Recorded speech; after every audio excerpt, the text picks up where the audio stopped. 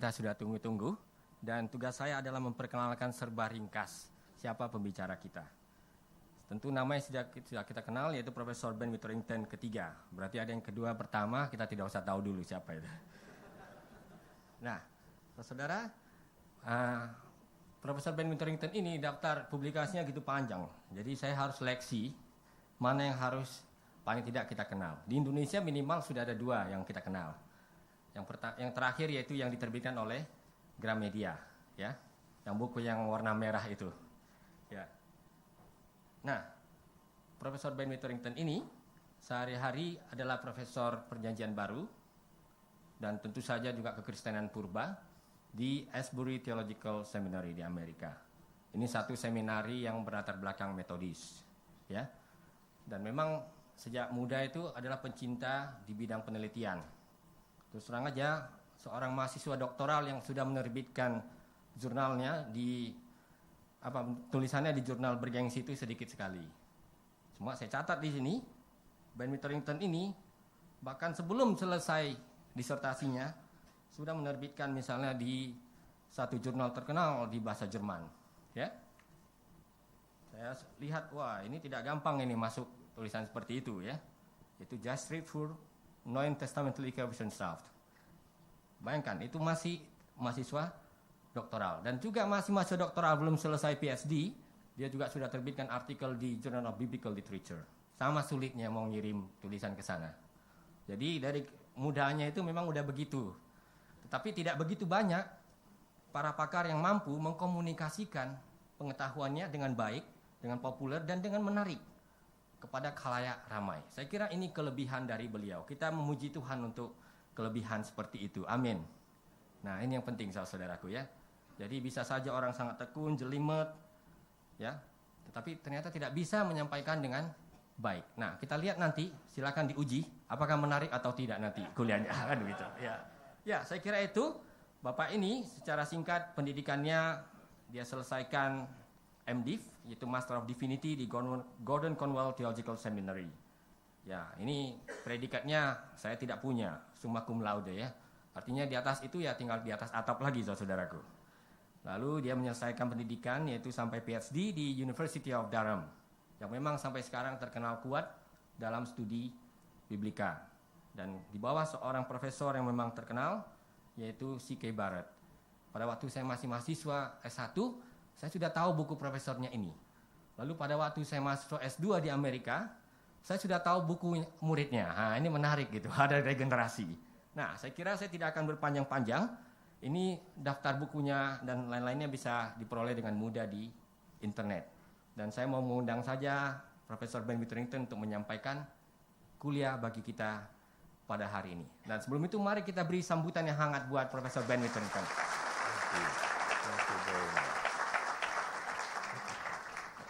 Okay, we're going to swap. Oh, really? Oh, yeah, okay. Well. Greetings to you, friends, brothers, and sisters from the United States. Ya, saya menyampaikan salam buat saudara-saudara sekalian dari Amerika Serikat. Ya. And I bring greetings to you from the Society of Biblical Literature and the Society of New Testament Scholars Ya, as juga well. menyampaikan salam dari Society of Biblical Literature, itu suatu masyarakat yang terdiri dari para ahli biblika, dan yang lebih spesifik lagi yang dari Society of New Testament Literature. ya. Itu yang lebih singkat. Pokoknya ini dari masyarakat yang peneliti biblika. What we're going to do this morning is we're going to focus on what has happened since the Da Vinci Code was released in Indonesia in 2004, the Jesus Tomb book. Dan nanti di sesi sore hari kita akan lihat terutama terbitan-terbitan yang baru-baru ini, termasuk juga yang dihebohkan yaitu makam Yesus dari Talpiot. So if all your questions are not answered this morning, be of good cheer. We'll get to them this afternoon. Ya, jadi kalau misalnya pertanyaan-pertanyaan kita pada pagi hari ini tidak terjawab, ya harap bersabar, tunggu saja tanggal mainnya nanti di sore hari. Now we want to start on the right foot, so what we're going to do first is see a portion of the Word of God. Ya, jadi kita mau mulai dengan satu dasar yang sangat penting, dan dasar itu adalah firman Tuhan. Karena itu kita akan lihat bersama satu teks dari firman Tuhan.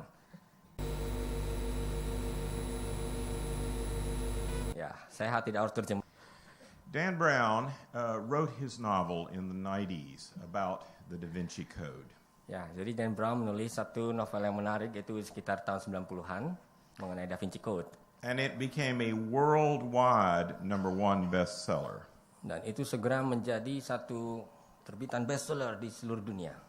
Between the period about 1998 and 2006, it outsold the Bible around the world. Ya, mulai dari tahun 1998 apa boleh buat? Jadi penjualan Alkitab pun juga kalah dengan tulisan Dan Brown, bayangkan. So when I say to you, this is not just much ado about nothing, but a major cultural shift and influence, I'm not kidding. Ya, ini serius. Jadi tidak main-main ini. Bahwa telah terjadi semacam pengalihan kultural yang penting yang ditandai dengan penerbitan seperti ini. Sometime when I have done this seminar around the world, people say to me, Ben, relax, it's just fiction. Ya, Bapak ini seperti kita sudah tahu sering keliling dunia untuk memberikan seminar. Kadang-kadang orang pikir, udah gak usah pusing, tenang-tenang saja. Ya, itu kan cuma fiksi. That's a mistake. Dan memang ternyata keliru. More people get their values and ideas through fiction than they do through fact. Faktanya adalah lebih banyak orang sekarang ternyata memperoleh nilai, ya, dan hal-hal lain, pandangan bahkan melalui membaca fiksi. More people get their values and ideas through entertainment in various forms than they do through serious literature. Ya, ternyata begitu, seperti yang katakan tadi. Ternyata lebih banyak orang sekarang ini memperoleh nilai dan pandangan hidupnya melalui apa yang biasa disebut sebagai hiburan. So it's important that we take this very seriously and ask the question, why did a poorly written novel like this become #1 around the world? Sehingga timbul pertanyaan yang sungguh serius. Kenapa tulisan seperti ini yang mestinya ya bisa kita remehkan itu bisa menjadi satu karya bestseller? How did this happen? Ya, bagaimana mungkin ini terjadi? Now what we're going to do is we're going to analyze the Da Vinci Code, if we can, in parts, and use that as a means to consider what the content was that was so exciting to so many cultures around the world. Ya, jadi kita akan coba lihat apa yang ada di Da Vinci Code ini untuk melihat sebenarnya apa yang paling menarik, sehingga ini juga bisa menarik buat budaya-budaya lain ada di seluruh dunia. Now what you see up here on the screen now is the original cover of the Da Vinci Code in English, and my response book, which is called the Gospel Code, which we have in Indonesian out there. Nah, yang kita lihat ini di layar ini yaitu versi aslinya Da Vinci Code dan respons dari Profesor Ben Witherington yang sudah juga terbit di Indonesia. So if you miss anything from the talk and want more, there's a lot more in the publication. Ya, jadi kalau misalnya ada yang terlewatkan di dalam kuliah ini, tidak usah khawatir, detailnya ada di dalam buku-buku ini. Notice how the Da Vinci Code began. It began by saying, fact, all descriptions of documents in this novel are accurate. Ya, perhatikan apa yang menjadi kata-kata yang memulai karya ini. Lihat, fact, yaitu fakta ya.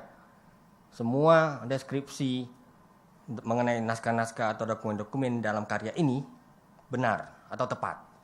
So the fact page, which is at the beginning not only of this novel, but several other Dan Brown novels, creates the false impression that the book is based on sound historical research. Ya, pernyataan seperti ini yang juga terdapat dalam buku-buku Dan Brown yang lain itu menciptakan kesan yang keliru, seakan-akan buku ini didasarkan pada penelitian historis yang serius. He wants to present this novel as if it were serious historical fiction. Ya, jadi dia berpretensi untuk menyajikan novel ini sebagai satu karya novel fiksi historis. But I'd rather call it hysterical fiction. Ya, lebih tepat ini sebenarnya disebut sebagai fiksi histeris.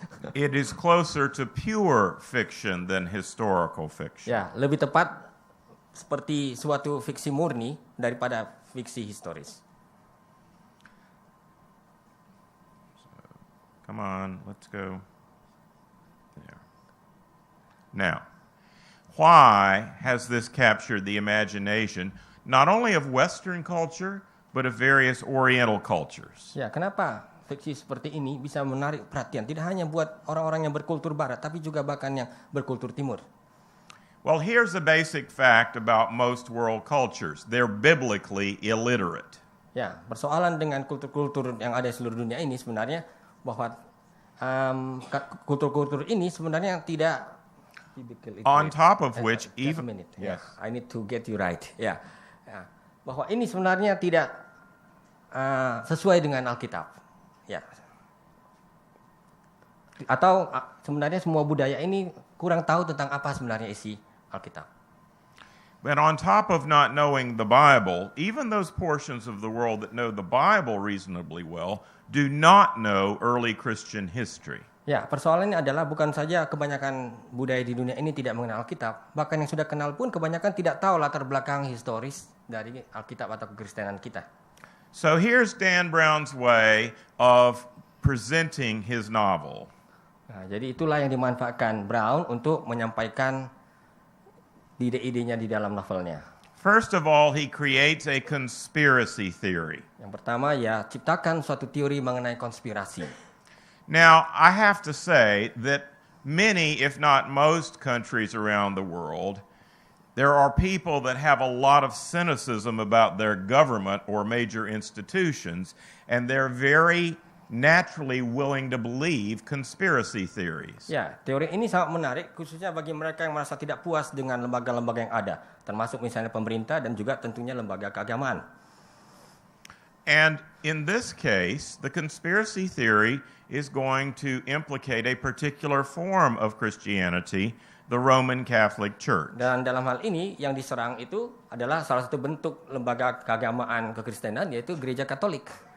And this is actually one of the reasons many Christians read this novel, because unfortunately within Christianity, there are lots of Christians that have suspicions about the Roman Catholic Church. Ya, ini terjadi kenapa? Karena di antara orang Kristen ini rupanya selalu ada kecurigaan terhadap Gereja Katolik. Now, personally, I think this is wrong. We're all part of the body of Christ, and we should all be supporting one another. Ya, sebenarnya ini keliru karena kita bagaimanapun juga adalah bagian dari satu tubuh Kristus yang mestinya harus saling membangun dan saling mendukung. But this novel appeals to people's lowest instincts, to their prejudices. Ya, tapi justru novel seperti ini rupanya cocok dengan prasangka kita, dengan naluri-naluri kita yang sebenarnya tidak benar. And the other aspect of this that made it very gripping for people is it focused on secrets that are supposedly recently revealed. Ya, dan tentu saja yang sangat memikat adalah bahwa ini berbicara tentang rahasia, ya, yang katanya akan dibocorkan. Gitu. So the idea here is that the church has been suppressing the truth about Jesus and Mary Magdalene and early Christian history and the formation of the Bible for thousands of years. Jadi intinya adalah bahwa gereja sebenarnya telah menyembunyikan rahasia ini selama berabad-abad, misalnya mengenai asal-usul kitab suci, tentang Maria Magdalena, dan berbagai lagi aspek dari kekristenan kita. So you can see why it is that those who do not like Christianity might well like this novel. Ya, jadi bisa kita lihat orang yang tidak suka iman Kristen pun akan suka dengan fiksi seperti ini. Now I want to read you a quote from later in the novel from the central figure Robert Langdon, the Mari kita hero. perhatikan satu kutipan dari salah seorang tokoh di dalam fiksi ini yaitu Robert Langdon. Here's what he says. Every faith in the world is based on fabrication. Ya, setiap iman dari agama apapun di dunia ini itu didasarkan kepada rekayasa. That is to say, every faith in the world is based on a certain amount of fiction. Jadi itu berarti didasarkan pada sejumlah fiksi.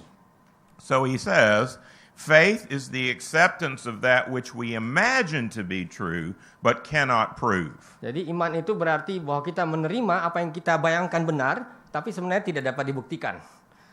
He adds, every religion describes God through metaphor, allegory, and exaggeration. Setiap agama menggambarkan Tuhan melalui metafor, melalui alegori, dan dengan cara melebih-lebihkan. Problems arise when we begin to believe literally in our own fictitious metaphors. Ya, persoalannya adalah ketika kita mulai mempercayai secara harfiah apa yang sebenarnya merupakan metafor-metafor. So those who understand their faith rightly understand the stories are just metaphorical. Ya, jadi mereka yang betul-betul memahami imannya itu memahami cerita-cerita ini betul-betul sebagai cerita yang bersifat metaforis. Now this is the basic undergirding assumption of this novel. Jadi inilah sebenarnya asumsi-asumsi yang paling mendasar dari fiksi seperti ini. Now here's something else that you need to understand. Ya. What counts most in a postmodern 21st century culture is not the accuracy of your reporting, but the power of your rhetoric. Ya, jadi yang paling penting sebenarnya dalam sekarang ini budaya yang disebut dengan budaya postmodern, yang paling penting itu bukan soal ketepatan dari apa yang kita laporkan atau ceritakan, tetapi sebenarnya di sini adalah soal retorika katanya. You can see this in politics around the world. Dan ini sungguh kita bisa lihat tentunya di dalam panggung politik di seluruh dunia ini. People make large and grandiose promises that they know they can't keep. Ya, mereka suka janji yang muluk-muluk, tetapi sebenarnya mereka tahu mereka tidak akan bisa tepati. Newspapers report wild and strange theories and claims. Ya, begitu juga surat kabar suka sekali bercerita tentang hal-hal yang hebat, ya, memberi laporan-laporan yang luar biasa. And we let them do it. Dan kita membiarkan orang-orang ini melakukan hal-hal seperti tadi. We buy the newspapers, we watch the television, we watch the movies, we support this whole inaccuracy. Apa boleh buat, kita beli juga surat kabar, kita nonton TV, kita nonton film, dengan diam-diam sebenarnya kita turut mendukung apa yang mereka lakukan. Now this novel is full of self-contradictions. Ya, novel seperti ini tentunya mengandung banyak sekali kontradiksi di dalam ceritanya. On the one hand, it says, we are going to pursue the truth about Jesus and Mary Magdalene. Ya, dikatakan di situ bahwa kita berusaha untuk mengetahui apa sebenarnya yang terjadi dengan Yesus dan Maria Magdalena. But then, towards the end of the novel, we're told that it doesn't really matter what the truth is. It was just the joy of the journey that counted. Ya, tapi pada akhirnya kita katakan tidak penting sebenarnya bagaimana sebenarnya kebenaran itu. Yang paling penting adalah proses bagaimana kita menikmatinya. Teabing puts it this way, it's the mystery and wonderment that serves our souls, not the quest for the Holy Grail itself. Ya, jadi itulah yang dikatakan salah seorang tokohnya yang disebut Teabing, itu salah satu tokoh di Da Vinci Code. Jangan dulu dilipat. Ya. Now for many people, just a minute. Sorry. Tadi terlalu cepat dilipat, maaf. Mundur. You want me to go back? Yes, that's right. Okay, we can do that. Bisa? No. I got it. There you go. Oh yes, sorry. So you're in control. I'm in control. Ya, oke. Ya, seperti yang katakan oleh Teabing gitu ya. Ya. Jadi misteri dengan apa itu rasa takjub itulah yang kena ke jiwa kita, bukan mengenai soal piala suci tadi ya. Jadi dia alihkan fokusnya. Now, what we're being told here is that religion is not about facts and truth. It's about mystery and wonder. Ya, jadi agama itu bukan mengenai fakta dan kebenaran, tapi mengenai misteri dengan rasa keingin tahu, takjub. My grandmother used to have a saying when people said things like this. Ya, nenek saya biasa berkata kepada saya tentang hal ini. Ketika dia dengar orang lain ngomong soal-soal begini. She said, don't be so open-minded that your brains fall out. Ya, jangan terlalu terbuka pikirannya nanti. Nanti otak kita juga bisa jatuh keluar. Now, for many people around the world, they had never heard of the Gnostic Gospels before the Da Vinci Code. Ya, kebanyakan orang, termasuk kita barangkali di sini, ya, sebenarnya belum tahu tentang Injil Gnostik sebelum ada fiksi yang menghebohkan ini. Brown in the novel calls the Gnostic Gospels the original and unaltered Gospels. Ya, jadi menurut Brown dalam fiksi ini, Injil-Injil Gnostik itulah justru Injil-Injil yang asli, yang tidak diubah. And so just to tell you where this discussion is going, this is nonsense. Ya, padahal sebenarnya harus kita katakan, inilah omong kosong. None of the Gnostic Gospels were written in the first century AD. Ya, pertama bahwa tidak ada satupun Injil Gnostik yang ditulis pada abad pertama sesudah Masehi. In fact, most of them were written in the 3rd and 4th Ya, centuries AD. kebanyakan ditulis pada abad ketiga dan abad keempat. Matthew, Mark, Luke, and John were all written in the 1st century AD. Keempat Injil ditulis di dalam abad yang pertama. So here's my little rule of thumb. Matthew, Mark, Luke, and John, stick with them and you can't go wrong. Ya. Saya tidak bisa ulangi kira-kira Matius dan ini. Ya, kalau kita tetap berpegang pada ini kita tidak akan bisa keliru. Now, you need to understand a bit about the history of Gnosticism, and this is complex. Ya, mari kita juga harus mengerti sejarah dari Gnostisisme dan ini cukup rumit. And we're going to talk about this in some detail, but let's just start with the word gnosis. Ya, kita akan lihat ini lebih detail, tapi kita mulai dengan kata gnosis. The word gnosis is the Greek word for knowledge. Kata gnosis dalam bahasa Yunani itu berarti pengetahuan. And the whole Gnostic theology of salvation is different from basic Christian theology of salvation. Dan tentu saja ajaran mengenai keselamatan menurut paham Gnostik itu sangat beda dengan apa yang kita mengerti dari kitab-kitab Injil. Basically, the Gnostics believed that you were saved by what you know and how much you know, not who you know. Ya, Gnostik mengajarkan kita ini diselamatkan dengan apa yang kita ketahui, ya, bukan siapa yang kita ketahui. And if you weren't smart enough, you couldn't save yourself. Ya, jadi kalau kita tahu banyak, terutama yang menyangkut rahasia dari Injil Gnostik ini, kita bisa menyelamatkan jiwa kita. In other words, Gnostic salvation is salvation for PhDs. Jadi sebenarnya Injil Gnostik itu adalah keselamatan untuk orang-orang yang, orang-orang seperti kami lah ya, yang punya gelar doktor. If you don't have a PhD, you can't save yourself. Ya, jadi kalau tidak punya PhD, gelar doktor, apa boleh buat, tidak bisa selamat.